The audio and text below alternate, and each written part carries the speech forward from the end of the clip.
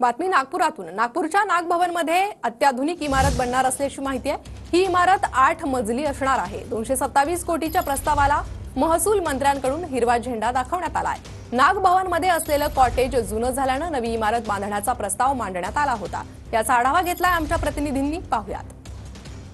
राज्यमंत्र्यांचं निवासस्थान असलेल्या नागभवनच्या याच ठिकाणी एक अत्याधुनिक अशी 8 मजली इमारत उभारली जाणार आहे आणि त्या दृष्टिकोनातून जो प्रस्ताव आहे तो तयार झालेला आहे। 227 कोटीचा हा प्रस्ताव आहे आणि महसूल मंत्र्यांनी त्याला हिरवी झेंडी दिल्याचं सुद्धा माहिती मिळते आहे। येणाऱ्या अर्थसंकल्पीय अधिवेशनाच्या दरम्यान हा प्रस्ताव मांडण्यात येईल आणि त्यासाठी निधीची तरतूद सुद्धा केली जाणार असण्याचं बोललं जात आहे। या ठिकाणी हिवाळी अधिवेशनाच्या दरम्यान राज्यमंत्री किंवा मुख्य सचिव जे आहेत त्यांचं निवासस्थान या ठिकाणी असते। या ठिकाणचे कॉटेजेस जे आहेत ते जुने झालेले आहेत। त्या ठिकाणी आता अत्याधुनिक अशी 8 मजल्याची इमारत या ठिकाणी बनवली जाणार आहे आणि त्या दृष्टिकोनातून कामाला आता कुठेतरी गती येताना दिसते आहे। कॅमेरामन सचिन सयामसह सुनील ढगे, TV9 मराठी, नागपूर।